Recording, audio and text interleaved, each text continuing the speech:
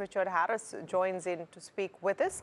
Richard, very good morning to you and great to have you on. Morning. Let's start by talking about whether there is a perceptible shift in what's happening with the Middle East war overnight. Well, I don't know if there's so much of a shift, so much as the Americans seem keen just to keep fighting against an opponent who's down and out. It seems a bit difficult to figure out exactly what the aim is, and I think most people are basically saying the same thing. They're talking about regime change, but that's unlikely to happen. A change in the regime, the Venezuela option, etc. But there is no real aim apart from last night's press conferences, which were all about further destruction. It's a bit like a heavyweight boxer having a fight with me. There's really no contest there. So it's a bit difficult to see what's happening. The markets, on the other hand, feel that maybe not an awful lot is going to change now because they've recovered quite comfortably. Richard, the fight and the outcome of it would depend on the arena. I'm pretty sure if the heavyweight boxer was sitting in the setting that you are in right now, I would hazard a guess to say that you'd do significantly better. But having said that, has the perception changed? Because whatever is happening on the ground or in the air, as the US has stated, is one thing. But the way that markets seem to be reacting is another. And just 24 hours back, we were asking experts in market who've seen several of these conflicts play out to say, should you go out and supposedly, in the words that people have used, buy the dip? And they've said, hold your horses. What has changed in this much time?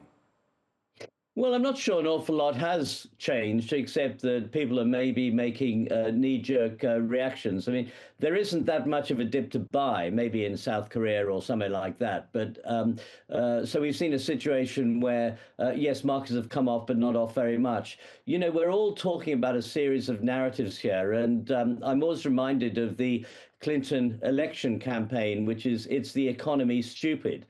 You know, and if you think about it, politics is very much buzzwords going around. Economics is very much about bucks. And I think what investors are doing is they're looking at the economics and they're saying, well, yes, we do have an issue in the Strait of Hormuz, but it looks as if that will be dealt with. There are two issues. One is, will tankers be attacked? Well, the US Navy look as if they're going to protect them there. And two is, what about insurance? Well, the Gulf states will probably start to cover insurance because their tanks and their storage is quite full. So they need to get the stuff on the high seas.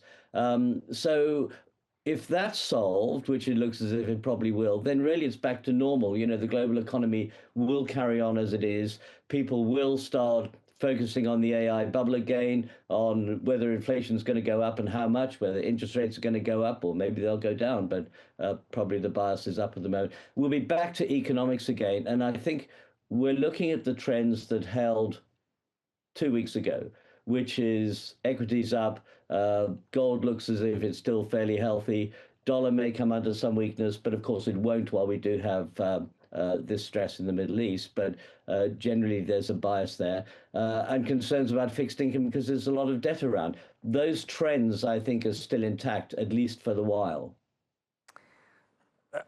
Richard, good morning. Neeraj here.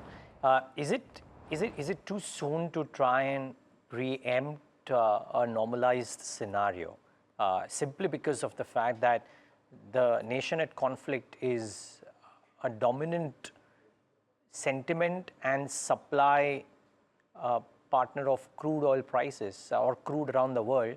And if energy prices stay higher, it could actually disrupt the economic balances of a lot of nations, and therefore maybe the bottoms may be, or durable bottoms, maybe either price-wise or time-wise, some time away. Well, I think we have to put things into context. If we're looking at something like $80 oil, well, you know, we've been here before. It's not particularly high in terms of looking at over the last 3 or 4 years, or the sort of periods when traders actually buy oil. Yes, of course, we don't want to pay $10 extra than we were paying last week. But, you know, we're not talking about $90 oil. We're not talking about $100 oil, where the world has been very comfortable. So I think we need to put these things into context. I'm not belittling the events in the Middle East. I think they really are quite serious and are likely to lead to further repercussions down the line, and the markets will have to deal with those repercussions as they see fit then. What I'm basically saying is, at the moment, it looks as if the impact on the economies is going to be there, but nothing more that can't be handled by, say, a 5% general fall in asset prices. That's pretty well in the market already. So I think that we now have to say, well, what was happening before the events happened? That's likely to continue. But I think we also have to remember that sometime in the future, the chickens are going to come home to roost. The overvaluation that we're seeing, the high liquidity that we're seeing, the high debt that's being gathered, all of that will come to haunt us, I think, further in the future, but not yet. And I'm sure that we're going to speak before that time comes. Richard, thanks so much for taking the time. Pleasure speaking with you. Thank you.